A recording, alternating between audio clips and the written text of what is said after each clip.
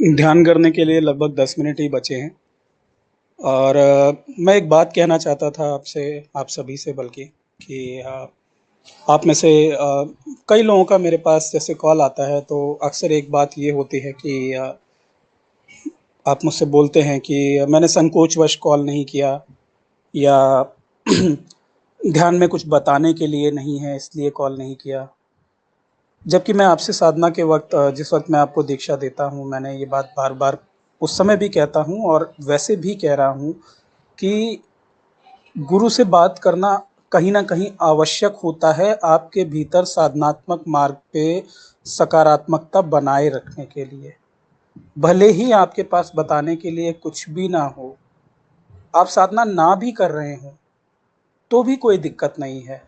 आप अगर बात करते रहेंगे तो सूनर और लेटर आप उस रास्ते पे आ ही जाएँगे जहाँ पे आपको चलना है ना? तो प्रयास करके जब भी आपको समय मिल जाए, आप कोशिश करके बात कर लिया करें। बात करेंगे तो आपको पॉज़िटिविटी मिलेगी, आगे बढ़ने के लिए जो है एक फ़ोर्स मिलेगा, एक एनर्जी मिलेगी। एट द सेम टाइम कहीं कोई गलती हो रही है, कोई दिक्कत हो रही है, तो उस पे चर्चा की जा सकती है, उसमें कुछ रेक्टिफ़िकेशन किया जा सकता है। आप में से बहुत से ऐसे लोग हैं जिन्होंने साधना लेने के बाद दोबारा संपर्क ही नहीं किया और उसमें से ही वो लोग होते हैं जो छोड़कर चले जाते हैं। क्योंकि अपनी मर्ज़ी से करना शुरू कर दिया उस वक़्त, मतलब आपने बोल दिया कि हाँ, मुझे समझ में आ गया है सब कुछ, आपने दोबारा संपर्क नहीं किया, दोबारा बात नहीं की, अपनी मर्ज़ी से करते रहे। थोड़ा टाइम फिर लगा कि नहीं और कहीं कुछ अच्छा है और बस आप निकल लिए। ये मैं सिर्फ़ यही कहूँगा, देखिए कहीं जाने में कोई दिक्कत नहीं है, आप जा सकते हैं, आपका चुनाव है। लेकिन अगर एक जगह से आपको रास्ता मिल सकता है, आप आगे बढ़ सकते हैं, तो भटकाव में क्यों पड़ना? क्यों अपने आप को जो है मतलब अस्थायी चीज़ों के हवाले करना, जबकि आपको स्थायित्व एक जगह से प्राप्त हो सकता है। और वो जगह से मेरा मतलब ये नहीं है कि वो व्यक्ति विशेष वाली जगह की इंडिविजुअली मैं आपको ठहराव दे रहा हूँ। आपकी साधना में इतनी कैपेबिलिटी है कि वो साधना आपको उच्च से उच्चतम अवस्था तक ले जा सकती है, बस आपको भरोसा करके चलते रहने की ज़रूरत है। देखिए अगर एक बात कहते हैं कि कोई बॉडी में जैसे अगर कोई चीज़ सेलुलर लेवल पे हो सकती है, तो वो बॉडीली लेवल पे हो सकती है। जैसे कोई बीमारी ही मान लीजिए कि अगर कैंसर भी होता है तो सेलुलर लेवल पे होता है। उसके बाद में वो बढ़ते-बढ़ते पूरी बॉडी में या अच्छे खासे हिस्से को कवर कर लेता है। या इसी तरीके से कोई भी चीज़ जो संभव है बहुत छोटे स्तर पे, वो बड़े स्तर पे भी हो सकती है। तो अगर मान लीजिए कि आप में से 10 लोग भी ऐसे हैं, जिनको नियमित साधना करने की वजह से और प्रेमपूर्ण साधना करने की वजह से अनुभूतियाँ हुईं, आनंद की प्राप्ति हुई, तो ये 10 लोग से 100 लोग भी हो सकते हैं, 100 लोग से 1000 लोग भी हो सकते हैं जिनको ये सैटिस्फैक्शन मिल सकता है। देखिए मुझे वो सैटिस्फैक्शन ऑलरेडी मिल चुका है। मेरी दिल की इच्छा ये है कि वो सैटिस्फैक्शन मैं आपके साथ बाँटूँ। जिस तरह से एक नशा करने वाला व्यक्ति होता है, एक शराबी होता है, उसका दिल करता है कि वो बैठ के सभी को शराब पिलाए, क्योंकि उसे वो मज़ा मिलता है। मैं चाहता हूँ कि आप भी एक बार वो आनंद लेकर देखें, लेकिन उसके लिए आपको इतना प्रयास करना होगा कि विषम परिस्थितियों में भी अपनी साधना करते रहनी होगी, है ना? देखिए जीवन में भी तो विषमताएँ आती हैं, लेकिन हम जीना तो नहीं छोड़ देते, फिर भी जीते हैं मजबूरी में। अगर आप साधना के प्रति अपनी ज़िम्मेदारी ले लेते हैं, आगे बढ़ने का दायित्व ले लेते हैं कि नहीं यार, मेरे को बढ़ना ही बढ़ना है, चाहे कुछ भी हो जाए, इर्रिस्पेक्टिव ऑफ द सिचुएशन, ये सब कुछ तो चलता ही रहेगा। मैं इसी से एसोसिएटेड एक बात और कहूँगा, जैसे कि लोग कहते हैं कि ये बाबा लोग कुछ क्यों नहीं करते, इतना सब कुछ हो गया। जैसे कि अगर हम हिटलर का समय मान लें, इतने करोड़ लोग मार दिए गए, विश्व युद्ध हो गए, इंडिया पाकिस्तान की लड़ाई हो गई, हज़ारों लाखों की संख्याओं में हत्याएँ हो जाती हैं, नेचुरल कैलामिटीज़ हो जाती हैं। ये लोग क्यों कुछ नहीं करते? इनके होने का फ़ायदा क्या है? जो बिल्कुल प्रैक्टिकल लोग हैं, जिनको साधना वगैरह से कोई मतलब नहीं है, ऐसा सवाल अक्सर आ जाता है। ठीक है?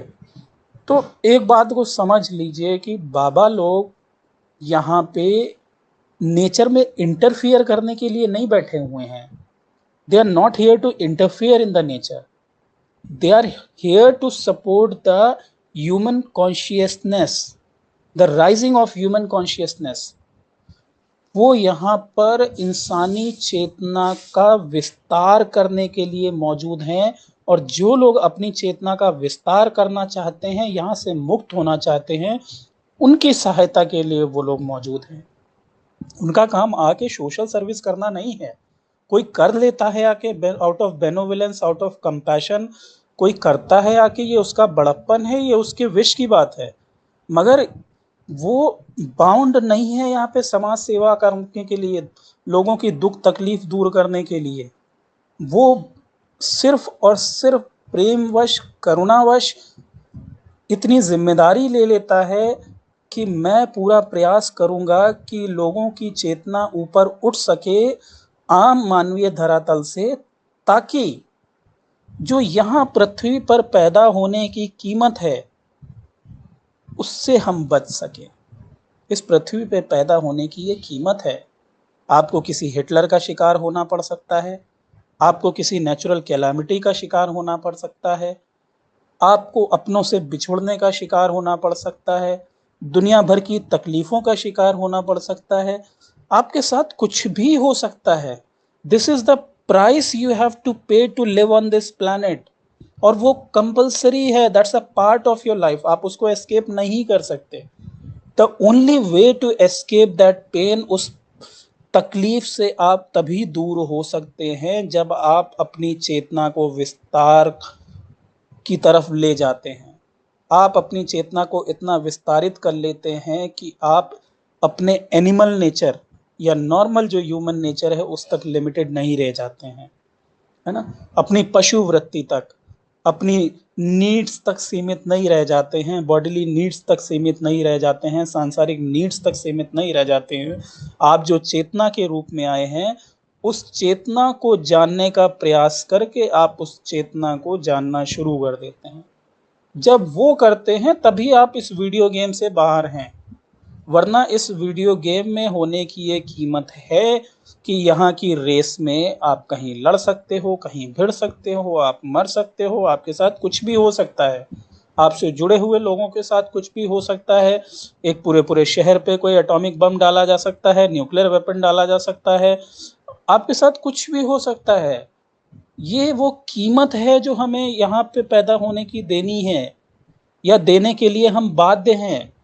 कोई भी एक हिटलर जैसा सन की, या अलेक्जेंडर जैसा सन की, या कोई भी जिनके नामों के आगे द हम ग्रेट लगाते हैं, उन्होंने भी हजारों लाखों की संख्या में हत्या की, और विडंबना देखिए कि हम उनके नामों के सामने द ग्रेट लगाते हैं।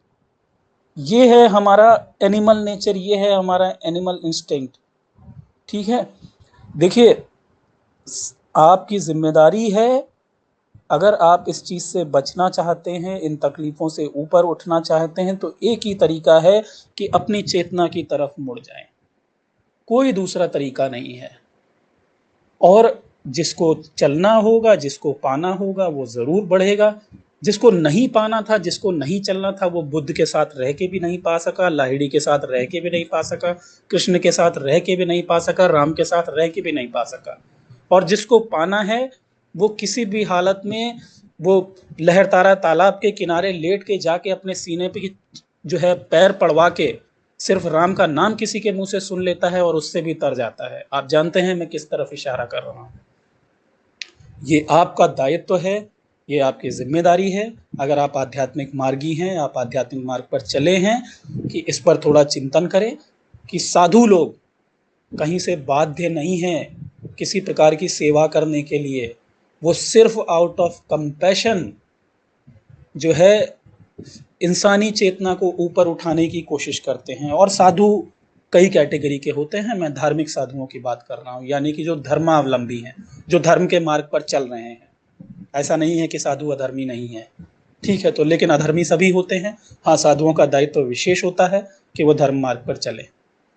फिलहाल के लिए इतना ही कहूँगा मैं कि यदि आप लोग आगे बढ़ना चाहते हैं अपनी साधना में, अगर कुछ चीज़ें 10 लोगों के साथ या 15 लोगों के साथ भी हो सकती हैं, तो वो निश्चित तौर पे आपके साथ भी घटित हो सकती हैं, और उससे बेहतर भी घटित हो सकती हैं, और आप एक्सपीरियंस के बियॉन्ड भी जा सकते हैं।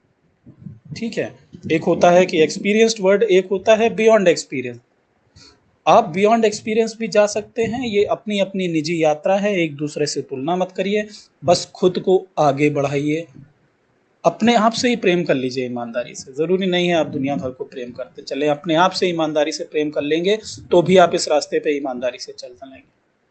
हो सके तो मुझसे बीच-बीच में बात करते रहिए। हाँ, प्लीज़ मेरी ये रिक्वेस्ट है कि इस समय अगर आप मुझसे बात करना चाहते हैं तो मुझे मैसेज कर दें, क्योंकि मैं व्यस्त भी होता हूँ, फिर पारिवारिक व्यक्ति भी हूँ, उसकी भी ज़िम्मेदारियाँ होती हैं, काम भी होता है। तो हो सकता है कि कभी मैं मौके पे मौजूद ना रहूँ या उसी समय आपको जवाब ना दे सकूँ, मगर प्रयास ज़रूर रहेगा कि आपसे बात कर लूँ, अगर आप मुझे कॉल करते हैं या आप मुझसे मैसेज करते हैं। और दूसरी चीज़, जिन लोगों का मैसेज का मैं मौके पे जवाब नहीं दे सकता, उसको अन्यथा ना लें। कई बार ऐसा हो जाता है कि मल्टीपल मैसेजेस आ जाते हैं मेरे पास में, तो किसी का मैसेज ज़्यादा गहरा है, अच्छा है, मैंने सोचा बाद में जवाब दे दूँगा। परंतु चूँकि मेरे पास कॉल फ्लो और मैसेज फ्लो रेगुलर बना रहता है, तो कई बार वो बात स्लिप हो जाती है। उस केस में आप मुझे 2-3 दिन बाद दोबारा रिमाइंडर दे सकते हैं। एक बार और भूल जाता हूँ तो तिबारा दे दीजिए। हाँ, तीसरी बार में पूरी कोशिश रहेगी कि 99.99% रिप्लाई दे ही दूँ। फिलहाल के लिए धन्यवाद, ध्यान का समय हो गया है और हम कल फिर इसी वक़्त ध्यान करेंगे। Thank you.